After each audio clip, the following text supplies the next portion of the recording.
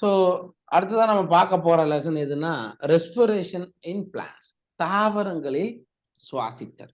சரிங்களா? சரி, சுவாசித்தல் தாவரங்கள்ல எப்படி நடக்குது சொல்லுங்க பார்க்கலாம். என்னம்மா? இல்ல, வேற யாருன்னா சொல்லுங்க, எனக்கு வாய்ஸ் பிரேக் ஆகுது. குளுக்கோஸ் மூலக்கூறு உடைஞ்சு ஏடிபி உருவாகும் சார். குளுக்கோஸ் மூலக்கூறு உடைக்கப்பட்டு ஏடிபி ஆற்றலானது பெறப்படுகிறது. இதான் சுவாசிப்பா. சுவாசித்தால இது நடக்குது. வேற வேற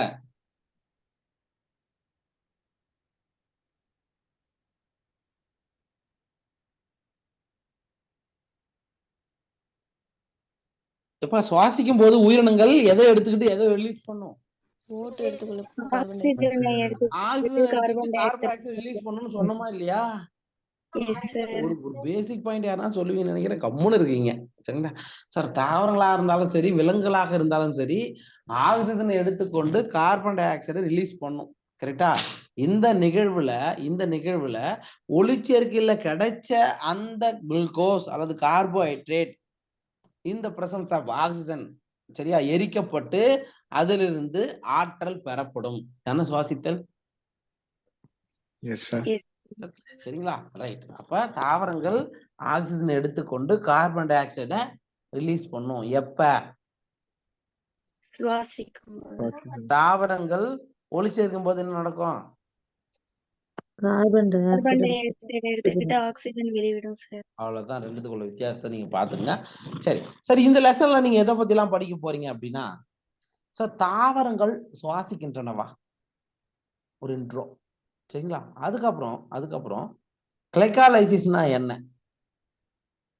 அதுக்கு அடுத்தது ஏரோபிக் ரெஸ்பிரேஷன் ஃபர்மெண்டேஷன், அதாவது நொதித்தல்னா என்ன, காற்றுள்ள சுவாசம்னா என்ன, அதுக்கப்புறம் சுவாச ஈவு, அதாவது ரெஸ்பிரேட்டரி பேலன்ஸ், சுவாச இருப்பு நிலை அறிக்கைன்னு சொல்லுவாங்க. எங்கெங்க எவ்வளவு ஏடிபி உற்பத்தி ஆகுது அப்படின்றத பத்தி படிப்பீங்க. அதுக்கப்புறம் ஆம்பிபோலிக் பாத்வே, இருவழி தடம் அப்படின்னா என்னன்னு பார்ப்பீங்க. ஃபைனலா சுவாச ஈவு, ரெஸ்பிரேட்டரி கோஷியன்ட் அப்படின்னா என்ன, இதை பத்தி தான் இந்த லெசன்ல நீங்க கம்ப்ளீட்டா படிப்பீங்க. ஓகேவா? ரைட். இதுல ஒவ்வொன்றா பார்த்துடலாமா? Right. All of us breathe to life. Correct தானே? நம்மலாம் ஏன்பா சுவாசிக்கிறோம்? உயிர் வாழ்றதுக்காக தான். தாவரங்களா இருந்தாலும் சரி, விலங்குகளாக இருந்தாலும் சரி, மோஸ்ட்லி என்ன பண்ணுது? உயிர் வாழ்றதுக்காகவே நாம சுவாசிக்கின்றோம் அப்படின்னு சொல்றாங்க. So but why is breathing so essential of life? அப்ப கண்டிப்பா நமக்கு பிரீத்திங் நடக்கல, சுவாசித்தல் நடக்கலன்னா நாம உயிர் வாழ முடியுமா? நோ சார், முடியாது. Okay, what happens when we breathe? நம்ம சுவாசிக்கும் போது என்ன நடக்குதுன்னு கேக்குறாங்க. ஆக்சிஜனை உள்ள எடுத்துக்கிட்டு கார்பன் டை ஆக்சைடு ரிலீஸ் பண்றோம். Okay, also do all living organisms including plants and microbes breathe? Sir, எல்லா உயிரினங்களும் இன்க்ளூடிங் மைக்ரோ ஆர்கனிசம் உட்பட எல்லாமே சுவாசித்தலை மேற்கொள்கிறவா அப்படின்னு ஒரு கேள்வி கேட்டிருக்காங்க. Yes or no? Yes sir. Yes sir. ஒரு சில மைக்ரோ ஆர்கனிசம் அனரோபிக் கண்டிஷன்லயும் இருக்கும். படிச்சிருக்கீங்களா? Anaerobic bacteria. ஓகேவா? சரி, ஒரு சில எக்ஸெப்ஷன், கொஞ்சம் ஃபியூ தான் நீங்க சொல்லலாம். மோஸ்ட் ஆஃப் த ஆர்கனிசம் கண்டிப்பா சுவாசித்தலை மேற்கொள்ளும். Right. All living organisms need energy for carrying out daily life activities, be it absorption, transport, movement, reproduction or even breathing. அதாவது எல்லா உயிரினங்களுமே தங்களுடைய அன்றாட வாழ்க்கை செயல்பாடுகளை முன்னெடுத்து செல்வதற்கு ஆற்றல் அவசியம், எனர்ஜி அவசியம் சொல்றோம். அந்த டே டு டே லைஃப்ல என்னென்ன ஆக்டிவிட்டிஸ்லாம் நடக்குது அப்படின்னா, அப்சார்ப்ஷன், உறிஞ்சுதல், அதுக்கப்புறம் டிரான்ஸ்போர்ட், கடத்துதல், அதுக்கப்புறம் இடப்பெயர்ச்சி, ஒரு இடத்துல இருந்து இன்னொரு இடத்தை நோக்கி நகர்வது. சரிங்களா? இனப்பெருக்கம் மற்றும் சுவாசித்தல். இவைகளுக்கெல்லாம் எதிரா வேணும், என்ன வேணும்? பேசிக்கா என்ன வேணும்? ஏடிபி வேணுமா இல்லையா? ஏடிபி ஆற்றல் தான் அவசியம்னு சொல்றாங்க. இப்ப ஒரு பொருள் ஒரு இடத்துல இருந்து இன்னொரு இடத்துக்கு கடத்தப்படணும்னா எனர்ஜி வேணும் தாவரங்களுக்கு. அப்போ எனர்ஜி எந்த வடிவில் தான் இது கிடைக்கும்? ஏடிபி ஃபார்ம்ல தான் கிடைக்கும் அப்படின்னு சொல்றாங்க. இப்போ புரியுதா அந்த point? Yes sir. Right. Where does all this energy come from? Sir, இந்த முன்னெடுத்து செல்ல ஆற்றல் வந்து அவசியம்னு நம்ம சொல்றோம். எங்க இருந்து வருது இந்த ஆற்றல் எல்லாம் அப்படின்னு பாத்தீங்கன்னா, ஒளிச்சேர்க்கையில கிடைச்ச அந்த கார்போஹைட்ரேட் அல்லது குளுக்கோஸ் உடைக்கப்படும் போது அதிலிருந்து கிடைக்கக்கூடிய ஆற்றல் தான் இந்த ஆற்றல் நம்ம சொல்லலாம். ஓகேவா? Right. we know we eat food for energy, but how is this energy taken from food? அதாவது நமக்கு தெரியும், நமக்கு உடம்புக்கு ஆற்றல் வேணும், எனர்ஜி வேணும்னா அதுக்காக தான் சாப்பிட்றோம். கரெக்டாப்பா? சரியா? நமக்கு எனர்ஜி வேணும்னா நம்ம சாப்பிட்றோம். சரிங்களா? அந்த எனர்ஜி எப்படி உணவுல இருந்து கிடைக்குது? எப்படி கிடைக்குது? நம்ம சாப்பிட்றோம்பா, ஃபுட் எடுத்துக்கிறோம்பா, ஃபுட்டு நமக்கு ஸ்டொமக்குள்ள போகுது, அங்கிருந்து எனர்ஜி நமக்கு எப்படி கிடைக்குது? உறிஞ்சுதல் மூலம். அப்சார்ப்ஷன் நடக்குமா? நடக்குதா இல்லையா? சரிங்களா? அதுக்குள்ள போயிட்டு அதுக்கப்புறமா தான் இந்த பாத்வேல நடந்து ஏடிபி ஃபார்மேஷன் நடக்கும். சரிங்களா? ரைட். அடுத்தது, how is this energy utilized? எப்படி இந்த ஆற்றல் அப்படி சாப்பிடும்போது உருவாக்கப்பட்ட ஆற்றல் எவ்வாறு பயன்படுத்தப்படுகிறது? அதான் நான் இப்ப சொன்னேன். இப்போ நம்ம வேகமா ஓடுறோம், அப்ப எனர்ஜி லாஸ் ஆகுமா ஆகாதா? அடுத்து ஒரு கேள்வி கேட்கிறாங்க, do all foods give the same amount of energy? Sir, நம்ம சாப்பிடுற எல்லா ஃபுட்டும் ஒரே அளவிலான ஆற்றலை நமக்கு வழங்குகிறதா அல்லது வெவ்வேறு விதமான ஆற்றலை கொடுக்கிறதா? ஆற்றலுடைய லெவல் சேமா இருக்குமா, வேற வேற மாதிரி இருக்குமா? இருக்கும். சரியா? இப்போ ஒருத்தவங்க இட்லி சாப்பிடுறாங்க, இட்லி சாப்பிட்றவங்க ஒரு எத்தனை இட்லி சாப்பிடலாம்? 8, மேக்சிமம் 8ன்னு வச்சுக்கோ. சரிப்பா. தோசை நைஸ் ஹோட்டல்ல போடுறாங்கல்ல, ரோஸ்ட் 2.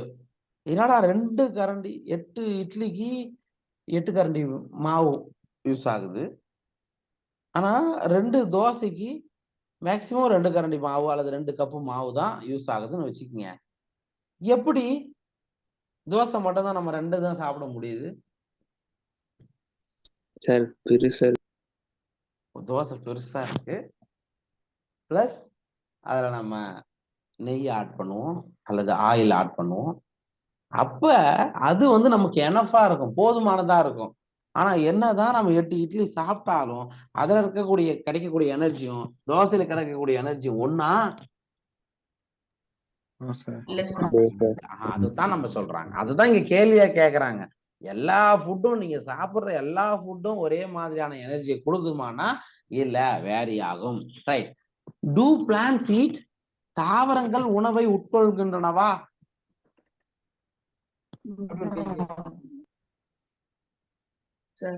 எப்படி? அவர் எப்படி? where do plants get their energy from? எங்கிருந்து தாவரங்களுக்கு ஆற்றல் கிடைக்குது?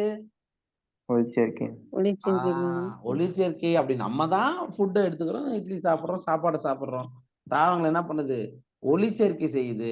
அதன் மூலம் அதுக்கு தேவையான ஃபுட்டை அது தயாரிச்சுக்குது. And micro organism for their energy regulation do they eat food? Sir, இதுவே நுண்ணுயிரிகள் இருக்குல்ல, மைக்ரோ ஆர்கானிசம், அதுக்கும் ஆற்றல் தேவை, அதுவும் ஃபுட்டு சாப்பிடுதா? எப்படி அதுக்கு ஃபுட் எப்படி கிடைக்குது நுண்ணுயிர்களுக்கு?